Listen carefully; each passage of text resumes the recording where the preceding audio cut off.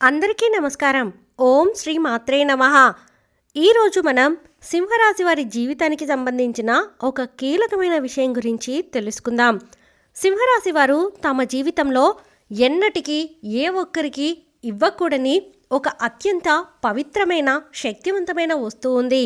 ఈ వస్తువు కేవలం ఒక భౌతిక పదార్థం మాత్రమే కాదు, సింహరాశి వారి సంపద, అదృష్టము, ఆనందము మరియు లక్ష్మీదేవి అనుగ్రహాన్ని తమలో నిక్షిప్తం చేసుకునే ఒక శక్తి కేంద్రం.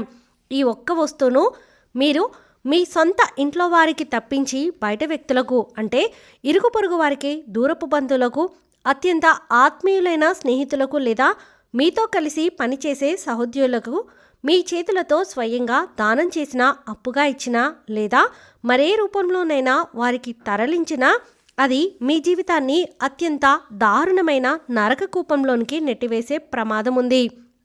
ఈ హెచ్చరికను కేవలం మూఢనమ్మకంగా కొట్టిపారేయడానికి వీలు లేదు. ఇది తరతరాలుగా వస్తున్న జ్యోతిష శాస్త్ర మరియు వాస్తుశాస్త్ర విశ్వాసాలపై ఆధారపడి ఉంది. మీరు కనుక ఈ వస్తువును ఎవరికైనా ఇచ్చారు అంటే కష్టాలు ఎదుర్కొంటారు, నరకం అనుభవిస్తారు. ఇది మిమ్మల్ని భయపెట్టడానికి చెప్తున్న విషయం కాదు, మీ మంచి కోరి చెప్తున్న విషయం ఇది. మరి ఆ వస్తువు ఏమిటి, ఆ వస్తువు ఇవ్వడం వల్ల కలిగే నష్టాలు ఏమిటి అనే విషయాన్ని ఇప్పుడు వివరంగా తెలుసుకుందాము. మన ఛానల్ని ఫస్ట్ టైం చూస్తున్న వారైతే సబ్స్క్రైబ్ చేసుకుని పక్కనే ఉన్న బెల్ ఐకాన్ని క్లిక్ చేయడం అస్సలు మర్చిపోద్దండి. ఇక సింహరాశి వారు సింహం జంతు సామ్రాజ్యానికి రాజు. అరణ్య పర్వత శిఖరమందు నిలబడి గర్జించే సింహం ఈ రాశికి చిహ్నంగా శాస్త్రములలో కీర్తింపబడుతుంది. అందువలన ఈ రాశివారు పర్వత ప్రాంతమునందు తిరుగుటకు ఎక్కువ ఇష్టపడుతూ ఉంటారు. సింహరాశి వారు నాయకత్వ లక్షణాలను కలిగి ఉంటారు. ఎందుకనగా సింహం కూడా జంతు సామ్రాజ్యానికి రాజు. మరి రాజు ఎలా ఉంటాడు? నాయకత్వ లక్షణాలు కలిగి ఉంటాడు. సింహరాశి నందు జన్మించిన వారు రాజకీయ నాయకులుగా ఎదిగే అవకాశం కలదు. ఏ రంగంలోనైనా వీరు నాయకులుగానే ఉంటారు. అందువలన వీరికి సహజ సిద్ధంగానే నాయకత్వ లక్షణాలు అలవడతాయి. ఏ విషయమైనా ముందడుగు వేసి ఆ విషయాన్ని పరిష్కరిస్తారు. అలాంటి ఆలోచనలు వీళ్ళలో ఉంటాయి. ఎవరితోనైనా సరే వీళ్ళు కలిసిపోతారు. ఎక్కువ ఆత్మాభిమానాన్ని కలిగి ఉంటారు. సింహరాశి వారు క్రమశిక్షణకు, ఆరోగ్యానికి, సమయపాలనకు అధిక ప్రాధాన్యత ఇస్తారు.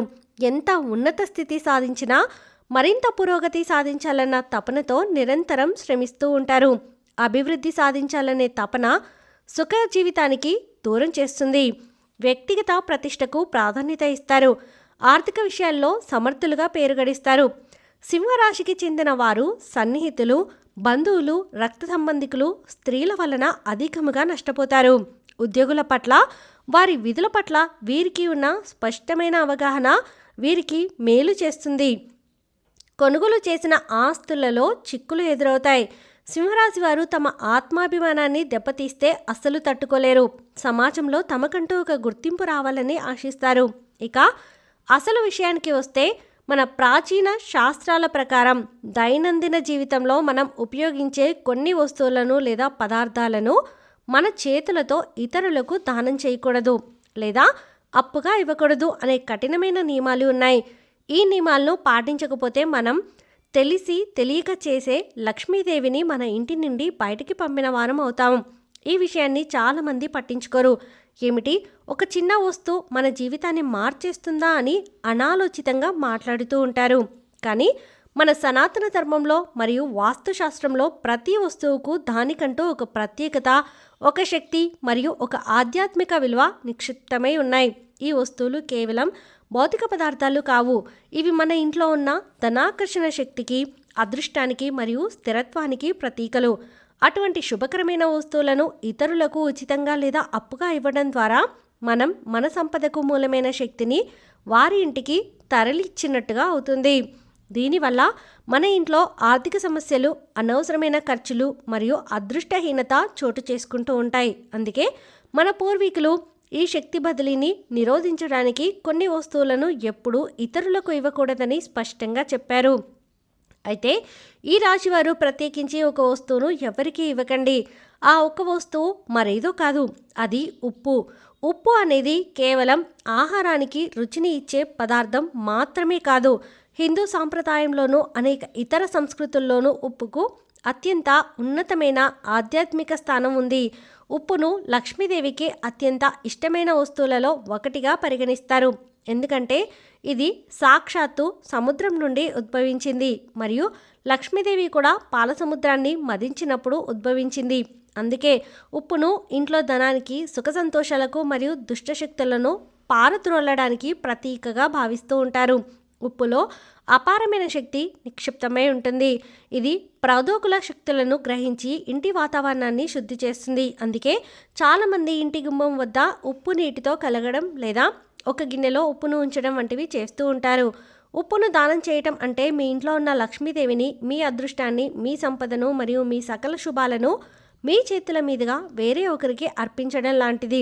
ప్రత్యేకించి రాశివారికి ఈ నియమం అత్యంత కఠినంగా వర్తిస్తుంది. ఎందుకంటే వారి ఆచారాల్లో చాలా సున్నితంగా ఉంటుంది, వారి ఆరా చాలా సున్నితంగా ఉంటుంది, వారి ఆర్థిక వ్యవహారాలు నిశ్చితమైన ప్రణాళికపై ఆధారపడి ఉంటాయి.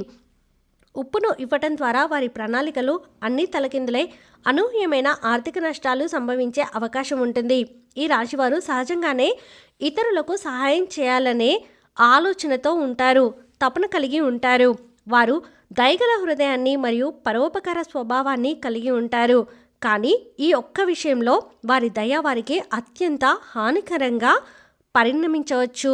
ఒకవేళ ఇరుగు పొరుగు వారు కూరల్లో ఉప్పు లేదనో లేదా ఇంకేదైనా చిన్న అవసరానికో అని వచ్చి మీ వద్ద ఉప్పు అడిగితే మీరు కాదనలేక వారికి కొద్దిగా ఉప్పును మీ చేతులతో కొలచి ఇచ్చారంటే మీరు చేసిన గొప్ప ఉపకారం కాస్త మీ జీవితానికి శాపంగా మారుతుంది.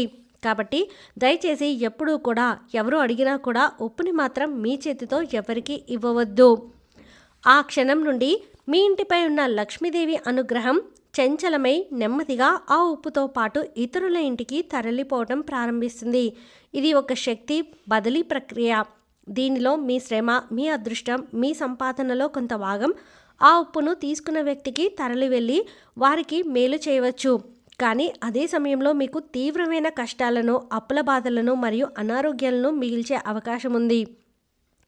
జ్యోతిష్య శాస్త్రం ప్రకారం ఉప్పు ఇవ్వటం అనేది దరిద్రాన్ని స్వీకరించడానికి ఒక మార్గమని విశ్వసిస్తారు.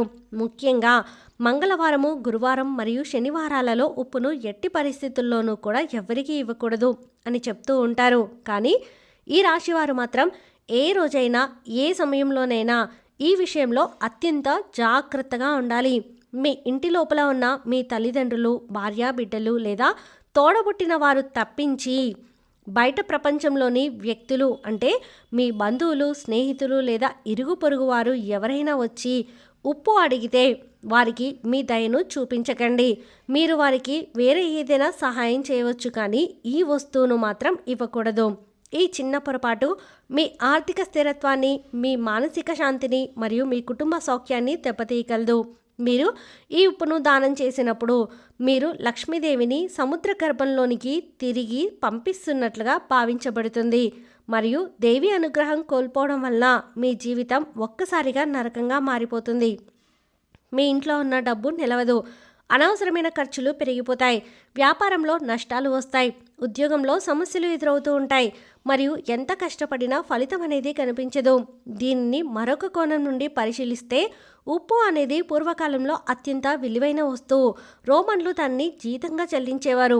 అటువంటి విలువైన వస్తువును కేవలం దయతో ఇచ్చివేయటం అంటే మీ కష్టాన్ని మరియు దాని విలువను మీరు తక్కువగా అంచనా వేస్తున్నట్లుగా భావించాలి. ఈ రాశివారు వారి కష్టార్జితాన్ని అత్యంత భద్రంగా ఉంచుకోవాలి మరియు ఉప్పును ఇవ్వటం ద్వారా ఆ భద్రతకు ఒక పెద్ద రంధ్రం పడుతుంది. మీరు మీ చేతులతో ఉప్పును మరొకరికి ఇచ్చారంటే మీ ఇంటి నుండి లక్ష్మీదేవి యొక్క అదృష్టకరమైన శక్తి బయటకు పోవడానికి మీరే దారి చూపిస్తున్నట్లుగా అవుతుంది. ఆ శక్తి స్థానంలో అడిగిన వారి ఇంటి నుండి లేదా వారి జీవితం నుండి దారిద్ర్యం, అప్పులు, అనారోగ్యం వంటి ప్రతికూల శక్తులు మీ ఇంట్లోకి ప్రవేశించడానికి అవకాశం అనేది ఏర్పడుతుంది. ఎందుకంటే శక్తి ఎప్పుడూ ఖాళీగా ఉండదు. ఒక శక్తి పోతే దాని స్థానంలో మరొకటి చేరుకుంటుంది. అందుకే ఉప్పుని ఇచ్చేవారు తమ అదృష్టాన్ని ఇస్తారు, తీసుకునేవారు తమ దారిద్ర్యాన్ని ఇస్తారు అనే ఒక బలమైన నమ్మకం ఉంది. ఈ శక్తి మార్పిడి ఈ రాశివారి సున్నితమైన జీవన వ్యవస్థను తలకిందులు చేస్తుంది. ఒకవేళ మీరు ఎవరికైనా అత్యవసరంగా ఉప్పును ఇవ్వాల్సి వస్తే ఈ నియమాన్ని ఉల్లంఘించకుండా ఉండడానికి ఒక చిన్న పరిష్కారం ఉంది. మీరు ఉప్పును దానం చేయకుండా దానిని వారికి అమ్మవచ్చు. అంటే మీరు ఇచ్చిన చిన్న మొత్తంలో డబ్బును స్వీకరించిన వారికి ఉప్పును ఇవ్వడం ద్వారా అది అప్పుగా లేదా దానంగా కాకుండా కొనుగోలుగా పరిగణించబడుతుంది. ఇది చిన్న చర్య ద్వారా శక్తి బదిలీ యొక్క ప్రతికూల ప్రభావం నుండి మీరు బయటపడవచ్చు. డబ్బును స్వీకరించడం ద్వారా మీరు మీ అదృష్టాన్ని మరొకరికి ఉచితంగా ఇవ్వకుండా దానికి ఒక విలువను కట్టి వారి నుండి దానికి సమానమైన శక్తిని స్వీకరించినట్లుగా అవుతుంది. కానీ సాధ్యమైనంత వరకు ఈ రాశి వారు ఈ యొక్క వస్తువుని ఎవరికీ ఇవ్వకుండా ఉండడమే ఉత్తమం. వీరు మీ జీవితంలో శాశ్వతమైన ఆనందాన్ని, ఆర్థిక స్థిరత్వాన్ని మరియు లక్ష్మీదేవి అనుగ్రహాన్ని కోల్పోకూడదు అనుకుంటే ఈ ఉప్పు అనే ఒక వస్తువును ఇతరులకు ఇవ్వడం మానేయండి. మీ ఇంట్లో ఉన్న ఉప్పు డబ్బాలో ఎల్లప్పుడూ నిండుగా ఉప్పు ఉండేలాగా చూసుకోవాలి. ఉప్పు డబ్బా ఖాళీగా ఉంచడం కూడా ఆర్థిక నష్టాలకు దారితీస్తుంది. అలాగే ఉప్పును ఎప్పుడూ కింద పడేయకూడదు మరియు ఉప్పును ఇతరులు చూసేలాగా ఉంచకూడదు. ఈ చిన్న చిన్న నియమాలను పాటించడం ద్వారా ఈ రాశి వారు వారి జీవితంలో లక్ష్మీదేవి యొక్క అపరిమితమైన అనుగ్రహాన్ని మరియు సుఖ సంతోషాలను నిలుపుకోగలుగుతారు. ఈ నియమాన్ని పాటించకపోతే మీ కష్టాలన్నీ ఒక్కొక్కటిగా పెరిగిపోయి మీ జీవితం అంధకారంలోనికి కూరుకుపోవడం ఖాయం. ఉప్పుని ఎవరికైనా ఇవ్వడం అంటే ప్రాణం పోయిన దేహాన్ని మరొకరికి అప్పగించినట్లుగా. అంటే మీ జీవితంలో ప్రాణం లాంటి సంతోషాన్ని, శ్రేయస్సును తీసి ఇతరులకు ఇవ్వటమే అవుతుంది. కనుక ఈ రాశివారు ఈ విషయంలో అత్యంత పవిత్రతను, నియమాన్ని పాటించడం అత్యవసరం. కనుక ఈ రాశి స్త్రీలు అనే కాదు, ఈ రాశి పురుషులు కూడా తమ చేతులతో ఉప్పును ఇవ్వటం మరింత తీవ్రమైన పరిణామాలకు దారితీస్తుంది. ఎందుకంటే స్త్రీలు ఇంటికి లక్ష్మీ స్వరూపాలుగా పరిగణించబడుతూ ఉంటారు మరియు వారి చేతుల నుండి ఉప్పు వెళ్ళడం అంటే లక్ష్మీదేవి స్వయంగా బయటికి వెళ్తున్నట్లు భావిస్తూ ఉంటారు. ఈ యొక్క చిన్న వస్తువు మీ అదృష్టాన్ని, మీ ధనాన్ని, మీ వైవాహిక జీవితంలోని సంతోషాన్ని ప్రభావితం చేయగలదు. కాబట్టి ఎట్టి పరిస్థితుల్లోనూ కూడా ఎవరి ఒత్తిడికి తలొగ్గకుండా ఇరుగు పొరుగు బంధుమిత్రులు, స్నేహితులు ఎవరైనా సరే వారికి ఉప్పును మీ ఇంటి నుండి ఇవ్వకుండా జాగ్రత్త వహించండి. వారికి అవసరమైతే కొనుక్కోమని చెప్పండి. అంతేగాని మీ చేతులతో దాన్ని వారి చేతులకు ఇవ్వకండి. ఆ కష్టాల నరకంలోనికి మీరు అడుగు పెట్టకండి. ఇది కేవలం ఒక విశ్వాసం మాత్రమే కాదు, మీ ఆర్థిక భవిష్యత్తుకు సంబంధించిన ఒక కీలకమైన నిబంధన. ఈ రాశివారు వారి జీవితంలో క్రమశిక్షణతో పాటు ఈ ఆధ్యాత్మిక నియమాన్ని పాటిస్తే అపారమైన ఐశ్వర్యాన్ని మరియు జీవితంలో ఉన్నత స్థితిని పొందగలరు. సింహరాశి వారు మీకు అదృష్టం పట్టే ముందు, మీరు ధనవంతులు అయ్యే ముందు మీకు ఈ 10 కళలు వస్తాయి. వీటిలో మీకు ఏ కళ వచ్చినా మీ జీవితం మారబోతుంది అని అర్థం చేసుకోండి. మానవ జీవితంలో కళలకు ఒక ప్రత్యేక స్థానం ఉంది. ముఖ్యంగా అర్ధరాత్రి అంటే సరిగ్గా 12 గంటల నుండి బ్రహ్మ ముహూర్తం మధ్యలో వచ్చే కళలు నిజ జీవితంలో జరగబోయే శుభాలు లేదా అశుభాలను సూచిస్తాయని స్వప్నశాస్త్రం చెబుతుంది. ఈ కళలు మన భవిష్యత్తును, మన ఆర్థిక స్థితిని మరియు రాబోయే అదృష్టాన్ని తెలియజేస్తాయి. ఈ కళల యొక్క శక్తిని అర్థం చేసుకుంటే మీరు ఐశ్వర్యవంతులుగా మారడానికి సిద్ధపడవచ్చు. ఒక వ్యక్తికి అదృష్టం, సంపద, సంతోషం లభించే ముందు దేవుడు లేదా ప్రకృతి కొన్ని సంకేతాలను కళల రూపంలో పంపిస్తుంది. ఆ సంకేతాలను సరిగ్గా అర్థం చేసుకొని ఒక ముఖ్యమైన నియమాన్ని పాటిస్తే మీరు ఖచ్చితంగా ఐశ్వర్యవంతులు అవుతారు. అయితే ఈ అదృష్టాన్ని అందుకునే క్రమంలో మీరు ఒక తప్పు చేయకూడదు. ఆ తప్పు ఏమిటి, ఆ శుభ అశుభ కళలు ఏమిటి అనే విషయాలను ఇప్పుడు మనం వివరంగా తెలుసుకుందాం. ఈ 10 కళల్లో కేవలం ఒక శుభప్రదమైన కళ వచ్చినా కూడా మీ జీవితంలో గొప్ప అదృష్టం తలుపు తట్టబోతుందని అర్థం చేసుకోవచ్చు.